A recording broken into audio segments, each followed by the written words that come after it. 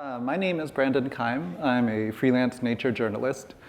I've been to several breakthrough dialogues, and they're always really a tremendous delight. First and foremost for the obvious reasons, for the chance to talk with and learn from so many thoughtful and curious people. But kind of the icing on the cake for me is that I come from the East Coast, and so when I get here, it's very easy for me to wake up before dawn. And so every day that I'm here, I'll go on a pre-dawn walk, which is something I don't get to do much at home. And I realized as I was preparing for this panel that invariably I go up into the hills behind the lodge here rather than down to the shore. My gaze turns inland reflexively, and this is something that's really always been the case for me. I grew up in a place called Bangor, Maine, which is about 45 minutes in from the Atlantic Ocean, close enough that it still gets saltwater tides and what have you. And yet, it took me, 4 decades to look coastwards rather than towards the interior of the state in my recreational time. So that's something I feel embarrassed saying in front of these people. But I think it's also a habit of mind that's fairly characteristic of North American and European societies at this point in time. And that's really a unfortunate blind spot, or actually another word for blind spot, lacuna. And just an etymological diversion here, the etymology of lacuna comes from the word for lake. And so even the idea of a lake is intertwined in our minds with the absence of something. So we just don't pay nearly as much attention to the aquatic world as we should, and we don't feel in our bones, the fact that seas and oceans cover, more than 2/3 of Earth's surface, or if you think of it in terms of just, inhabitable life space, more than 99% of the living space on this planet is water, and yet we don't think of it that way. And it's a very unfortunate habit of mind, especially at a moment when ocean life is threatened in so many ways by overfishing, of course, by climate change, by ocean acidification, resource extraction, pollution, plastic pollution, and on the litany goes. If I could just give a couple numbers to underscore that, the total biomass of plankton in the oceans has declined by an estimated 40% in the last 50 years or so. And there is some argument about precisely, if that percentage is correct, but just as a poetic truth, there's so much less life in the oceans than there was just a few decades ago. And then just in the past couple weeks, a study came out estimating that by the end of this century, if current climate trajectories are unaltered, the total amount of biomass in the sea, the weight of all the life in the oceans, will decline by 17%. So these are just profound changes being wrought in 99% of Earth's habitable space. So that's pretty daunting, but I think it should certainly not be reason for hopelessness. If we look at where we are here in Northern California, 150 years ago, this was a blasted moonscape caused by deforestation and destructive mining, and yet you look at it now and it's verdant and it's wonderful. So change is possible, and here to talk about that change in the world's waters are, first of all, someone who needs no introduction, but the format demands it, Sylvia Earle, great conservationist, marine explorer, biologist, author. I want to say the first female chief scientist of the National Oceanic and Atmospheric Administration. I believe Time magazine's first hero for the planet. And, and also the owners of one of the great nicknames, the Sturgeon General. And speaking after Sylvia will be Jerry Schubel, somebody who has really spent his professional career at the intersection of policy and conservation and stakeholders. He's the CEO of the Aquarium of the Pacific, and at the aquarium he has founded the Aquatic Forum, which is a place where stakeholders and scientists and conservationists can come together to explore how to address the challenges that we and the rest of the world's life face. and also delighted to have Ryan Phelan, who is the co-founder of Revive and Restore. And many people know Revive and Restore primarily through de-extinction and the resurrection of lost species, or the protection of endangered species and the revival of lost ecological processes. But Revive and Restore is really so much more than that. Broadly speaking, Revive and Restore is just about using technology and new innovations to be better stewards of nature. So thank you all very much for being here. And Sylvia, you go first. Okay. So, thank you. Thank you. Generous honor. Introduction. Thank you for coming inside on this beautiful day. I mean, why aren't we out there? But it's useful to get this brain trust together, to look around and imagine what individually and collectively we might be able to do at this unprecedented time in history when, as the climate scientists say, and some of the rest of us have been saying for quite a while, the next little piece of time, the next 10 years will determine the next 10,000 years. What we do or what we fail to do will really have a magnified impact on everything else that follows. We're at tipping points in every direction. If I were to imagine evil aliens trying to change the world so that humans could not prosper here, I would change the temperature, I'd change the chemistry, and I would destroy the wildlife. Boom. Well, we're not evil, but we're doing that. We're changing the temperature, we're changing the chemistry of the earth, and we're destroying the wildlife. And we're doing it with our eyes open. What are we thinking? I mean, like what? Are we thinking? We know now, early in the 21st century, what our predecessors could not know, what I could not know when I was a child. Nobody could anticipate. I mean, we might have, science fiction-wise, imagined a trajectory that has led to where we now are. But when I was a kid, no one had been to the moon. That young astronaut at the time, Bill Anders, had not been up there in space looking back to see this. I had an opportunity to sit with him a few weeks ago and hear him personally say that they went to the moon to do a figure eight around the moon, to see for the first time the far side of the moon. And he just looked out the window, and they all did. And what they said is they went to the moon to discover the moon, and what they found was Earth. They discovered what you see here. And that image of Earthrise that gave rise to so much that has moved from complacency to what we now are certainly gathered here to address, which is concern about what we're doing to the only place in the universe that we know is hospitable for us. The only place that, after 4.5 billion years, has arrived at a planet that works in our favor. It's taken a long time to take that fiery rock that was the early Earth and make it habitable for us and the rest of life on Earth as we know it. 4.5 billion years to make what we now think of as our home.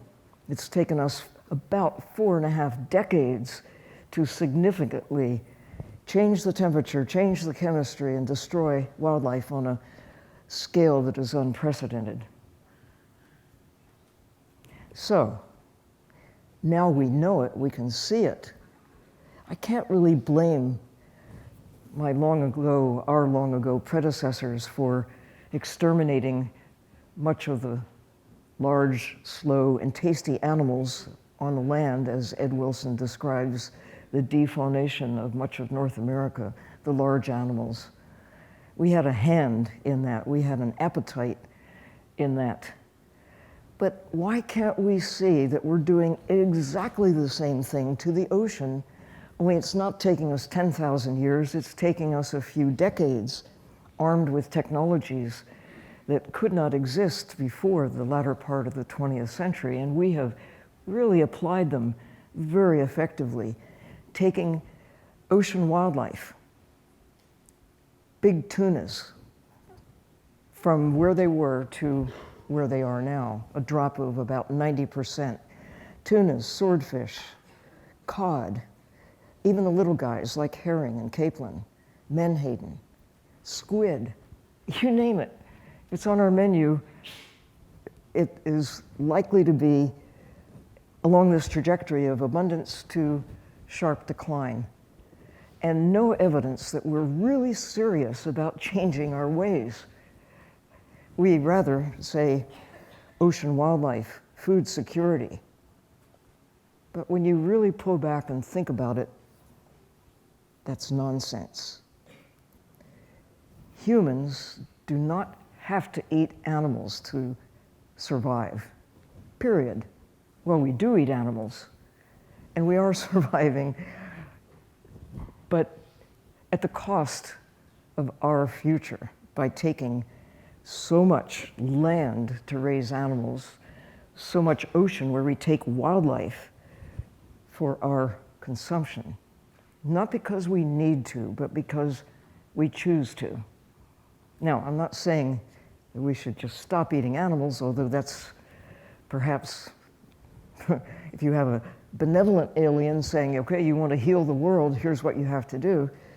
You have to change your diet, or at least, modify it so that you have a lighter impact on the things that we know are changing the world in ways not in our favor. So, I'm curious to hear what my fellow panelists are going to say and what you may weigh in on about your ideas. So if you were the big boss of the world and could advise humans in a way that they might actually listen, what would you say we need to do? Well, I've been asked that question a lot over many years, and my answer hasn't changed much from the time when World Wildlife Fund had a big conference in San Francisco in the 1970s. And I was asked, so what would you do? And I said, well, we need to protect nature. Like, duh. This is what made us possible, having a world that works in our favor on the land and in the sea. And it's taking us quite a while to get around to seriously protecting nature as if our lives depend on it. I mean, of course our lives do depend on the existence of the natural world.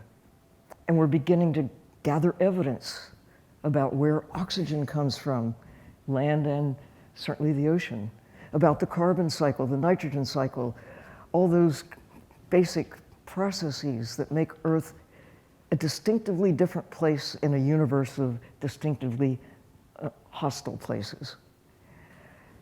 So, protect the land and the wildlife there, protect the ocean and the wildlife there. That is like a first order of business. How we go about it, that's something that I think we might discuss during the time that we have left. My time for introductory remarks is just about to run out, so I'm going to turn it over to you. Oh. Thank you.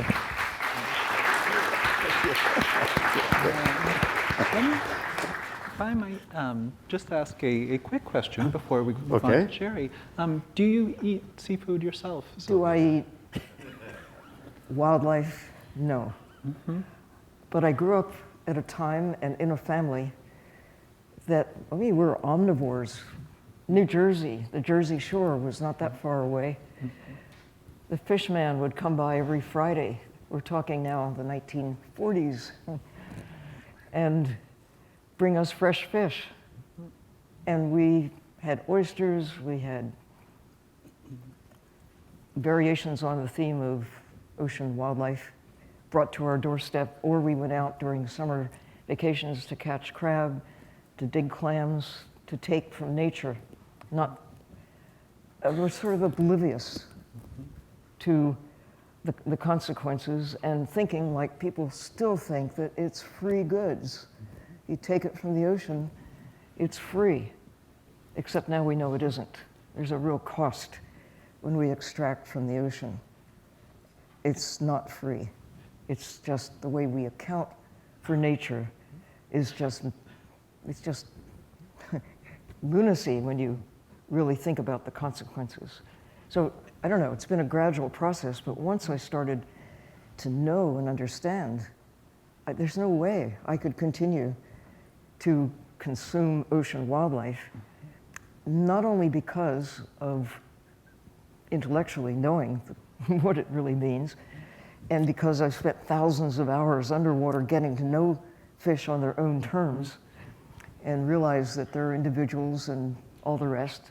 I mean, I wouldn't eat Labrador retriever either, but some of the fish are like that. But beyond that, it's a health issue. Most of the fish that we consume are top carnivores. So they eat fish that eat other things, and finally you get down to the microscopic guys in the ocean. And every step of the way, there's this phenomenon known as bioaccumulation. So all that stuff we're putting into the ocean, and even in a natural, uncontaminated ocean, there are things that travel up the food chain, the heavy metals that get into tuna even before we were adding heavy metals to the ocean, that make them maybe not the most desirable thing to have on our menu because of the consequences to our health. But now that we've loaded the ocean with all sorts of wondrous new chemicals, it's really doesn't make sense that anyone should want to eat a tuna knowing what they've been eating and what they've been accumulating, or halibut, or cod, or you name it, even herring. The older the fish, the larger the time they've had to accumulate, whatever it is, and some of the deep sea fish, like orange roughy, might be 100 years old. And they've a long time to take up the things you don't want in you. But that's another story. You asked a short question, I gave a big answer. Thank you. And maybe when we get to Q&A, I will tell you why I run an aquarium and I still eat seafood. Leo Tolstoy once observed, "Science doesn't tell us how to live. It has nothing to contribute on moral grounds." And he went on to say that the public should decide what kind of a world and society we will live in. He didn't say it, but I suspect he would have also extended that to the world ocean. But in achieving and sustaining the kind of world and world ocean we want, it requires the best scientific and technical expertise that we can muster. And I would remind you of something the late Nobel laureate Richard Feynman once said: "You don't improve the quality of a technical decision by asking a lot of uninformed people." Too often in the environmental field, we confuse goals with how to achieve and sustain those goals. I don't think we can achieve them and sustain them without the best science and technology. Andrew McPhee yesterday pointed out the four horsemen of the apocalypse in our success. And the last two were responsive government and aware public. I won't say anything about responsive government, although I would like to, but aware public, we don't have an aware public.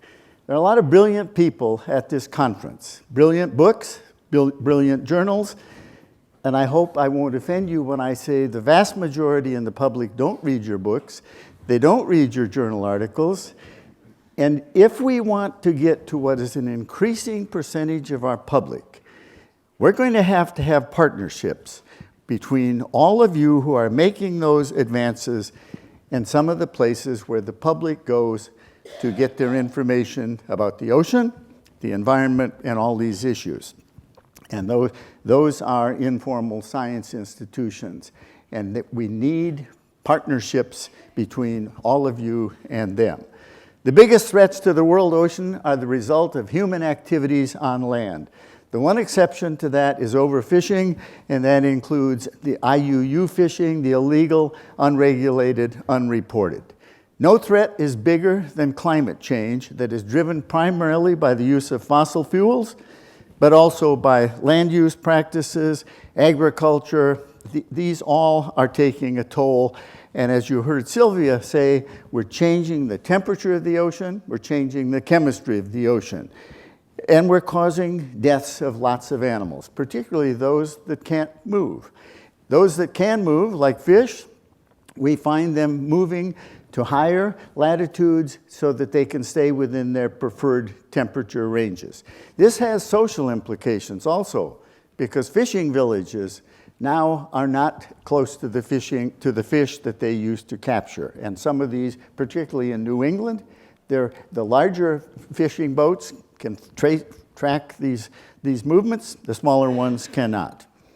But there's a way that we could help retain those fishing communities, and I think that would be to add aquaculture to those areas. The state of Maine is doing that perhaps better than any other state. We've lost 25% of our tropical coral reefs, and predictions are we could lose all of them by the end of the century. We have what are called supercorals. For reasons that we don't completely understand, they have a much greater thermal tolerance. They're able to withstand these higher temperatures.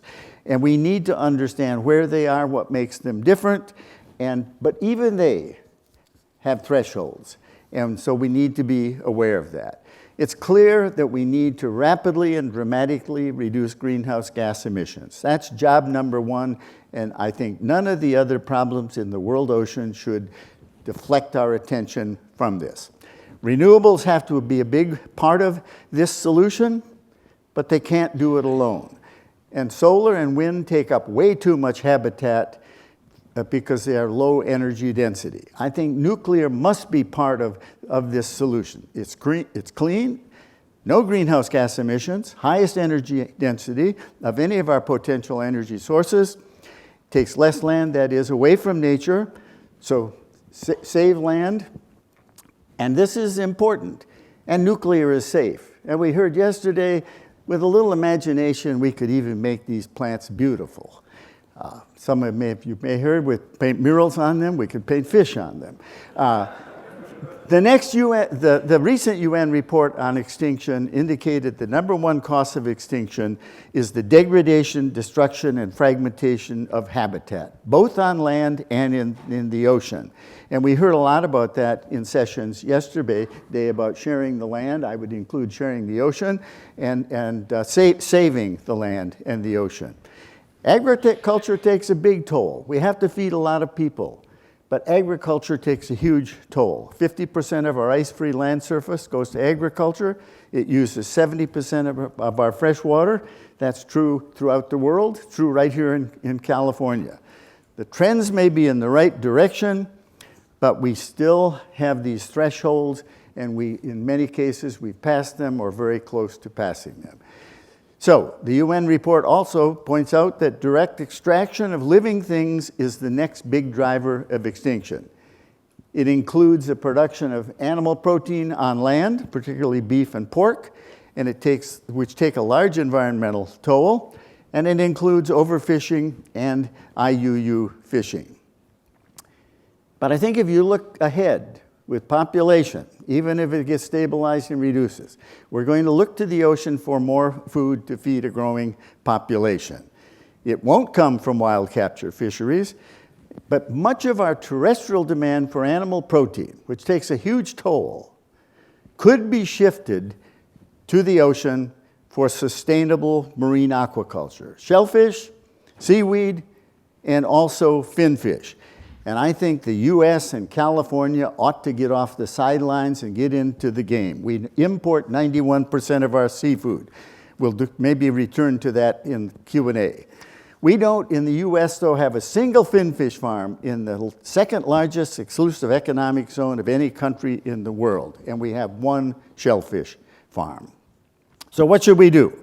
First of all, I think we have to use the best scientific and engineering expertise we have to formulate the real problems, focusing on the serious problems, not being sent off on tangents about other problems that get so much attention in the media. These are wicked problems. That was pointed out yesterday. They're cross-disciplinary problems. There's no silver bullet for any of them. We probably can't solve them. But if they're formulated correctly, and if we use the best knowledge that we have in science and technology, I'm convinced that we can manage them to keep them within bounds. Secondly, I think we need to encourage research and development of new technologies to remove CO2 already in the atmosphere and lock it away. Geoengineering scares people. We've been geoengineering the climate for 200 years. Third, I think public education, making the public aware to get over their attitudes, whether it's nuclear energy, GMOs, aquaculture, geoengineering, we need to make the public aware of what's at stake. And fourth, I think we have to set aside larger areas for protection, both on land and in the ocean. And within those, we can control some of the local stressors while we're dealing with these long-term far-field stressors associated with climate change. So I think we have the knowledge and the technology to reframe our relationship with the ocean to make it sustainable. And I would remind you of something probably your mother told you growing up. I know my mother told me. You can lead a human to knowledge, but you can't make him think. Thank you.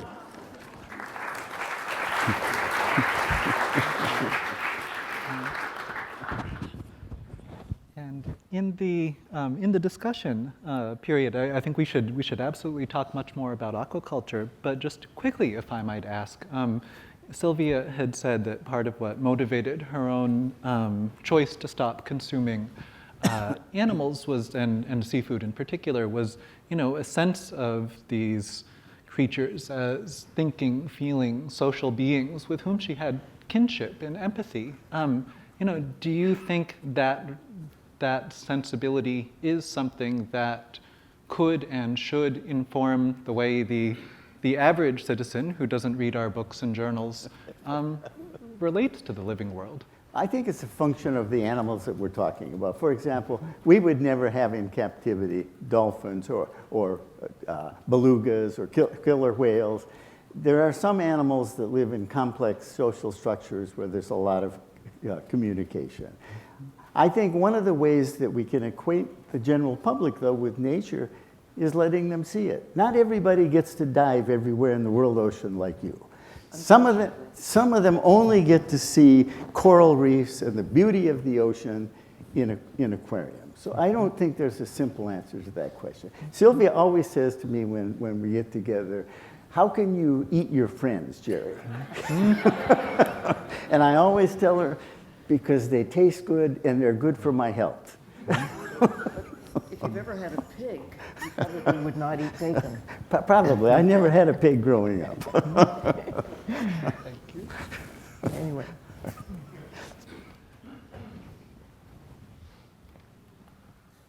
Good afternoon now, right? I think we're on the hour. I'm Ryan Phelan, and my organization, Revive and Restore, is mostly known for our work in the terrestrial world. And so I'm up here with my esteemed colleagues as incredible experts on the ocean. And I can say that I'm a real expert on asking important questions about the ocean. So Revive and Restore last year was contacted by a new private family foundation. And they asked us a very simple question. They said, what can biotech bring to a more bioabundant ocean? Now, we work at the convergence of biotech and conservation. That's what we do. And we didn't have a lot of answers. And we said, well, we'll sign up. We want to do the work, and we'll come back to you with some answers and potentially some opportunities for investment. I'm an entrepreneur, not a scientist, and I look for the white space. And we really wanted to approach this to say, tell us what's going on with ocean health, with ocean opportunities and solutions, but let's look at the gaps. So, of course, we began with all the threats. And the list of threats I'm not going to go through right now because I want to stay solution focused. But we looked at everything from coral bleaching and on from deep sea mining to the loss of species. And what we learned in a nutshell is that genomic technologies in synthetic biology, by and large, is highly underutilized by the conservation community, especially when it comes to the ocean. These are nascent technologies that are waiting for funders to start to help catalyze and to bring new opportunities for scientists to actually engage in a solution set. So just as an example, just with coral, there's 650 reef-building species of coral, and less than a dozen have ever been fully sequenced. With the kelp that we're here on the California coast losing at a tremendous rate, they have never been sequenced and cryopreserved. So we're losing biodiversity before we bank it and before we sequence it. And I can tell you about the gaps all the way through all these threats to the ocean.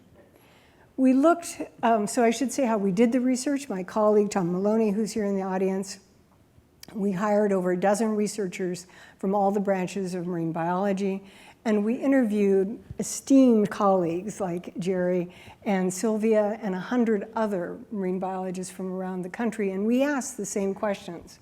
And we said, are you using the tools that are out there from building up in this framework from banking and sequencing? Are they being used in your field? By and large, no. This assumption is that technology is too expensive, and it's certainly not equitably distributed.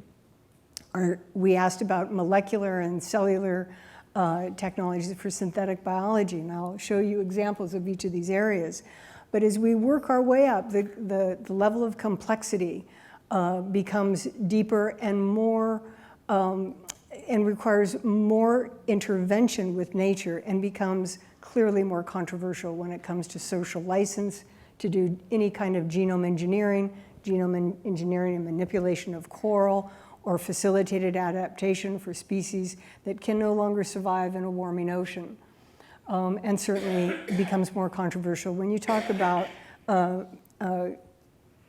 actually trying to dial down invasive species. So I'm going to give you some examples of some of the good news that we heard from these scientists. And what we did, we came up with 10 big ideas, and we're actually releasing this report today. It's available to anybody here at the conference. It's online at Revive and Restore, and we're doing a push next week with a media launch. The report itself is over 200 pages, and it really synthesizes the state of the industry. And it also synthesizes 10 big ideas, which we believe could be funded with less than 15 million, I should get that straight.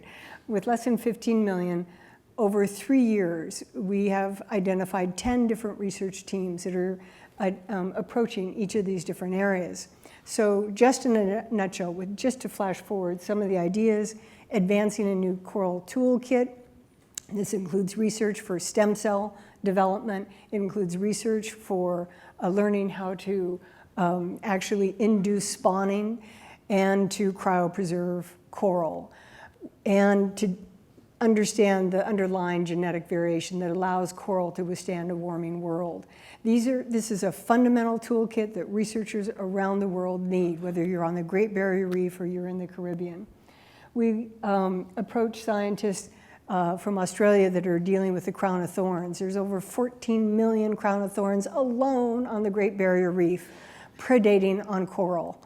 And they remove them one by one. These divers every day go down on the Great Barrier Reef, and they inject lethally to bring them back, or even to leave them, but to kill them, removing 500,000 a year. There's got to be a genetic solution. We have scientists that are working on it. The marine protected areas that everybody agrees in conservation, we need more marine protected areas. We don't actually have a good way today to actually identify the best spots, other than visually, and by very expensive population studies. But with the advent of genomics and next generation sequencing, we can do a much better job, not only identifying areas for great marine protection, but also to demonstrate the value of these protected areas outside of their domain through what's called intergenerational tagging. with next-gen sequencing. One of the other areas that Jerry touched on was the illegal trade of fish. And we can use qPCR technology now instead of doing it visually, again, trying to identify that which is a shark fin. Port authorities could now use cheap, low-cost, rapid diagnosis, point of entry of these ports, and actually start to interdict trade. And we have a research project for a 3-year study on that for $300,000. It would be a game changer. Replacing the horseshoe crab is something that has languished on the market for 15 years. There's been a synthetic alternative, and it's a really good example of the use of synthetic biology. We don't need to be extracting the blood for the biomedical industry when there's a synthetic alternative. Likewise, we've touched a little bit on aquaculture. Absolutely, aquaculture has now outpaced farm fish in global consumption of food. It's right at the tipping point. But with aquaculture comes a really horrific thing that we should talk more about, which is it relies on forage fish, the fish that you're talking about, Sylvia, that should be feeding the bigger fish of the ocean. Enter synthetic biology, which right now with groups like the Anthropocene Institute, the Good Food Institute, and a number of different nonprofits are pushing the development of cellular agriculture that could actually do twofold. It could remove some of these technologies, could remove CO2 emissions. A company called Novo Nutrients is pulling down industrial waste and converting it to fish meal that should be being used in aquariums around the world and servicing the aquaculture industry. Thank you. And lastly, I really should talk about the use of, we all had the Impossible Burger last night, or many of us did. There are seafood alternatives coming on the market. I spoke with a company here in the San Francisco area called Finless Foods, and they're going to actually go after not the McDonald's or the Whopper burger. They're going to actually try to go after the very high-end sushi market, creating a replacement for bluefin tuna. Like meat products, seafood does require the development with cellular agriculture, making it taste and feel and have the appearance of fish and all of those things. So they've got a ways to go before they're going to be a huge success. Most of these companies are looking for investment capital, but there's an opportunity for a philanthropic endeavor to actually help seed some of the underlying foundational research in cellular agriculture. So fast tracking forward, I think one of the things that Breakthrough is so great at really helping us all think about is what is the future that we want? And apologies to Stuart that it only goes out 100 years. But it's got an arrow. There you go, Oliver. And the truth is that what we want to envision is a more bioabundant ocean. It's really the culmination of all of these different technologies. It's not just genomics and synthetic biology. It's all the tools that conservation has to have. We have to protect. Absolutely. We have to intervene. And I think the value of these new technologies that I'm trying to really help showcase with this report is that they can't go forward unless we actually start to demonstrate the success. How does it impact wildlife disease, invasive species, overfishing? Once we have those success stories, we can really build the future that we want to all be part of. Thank you.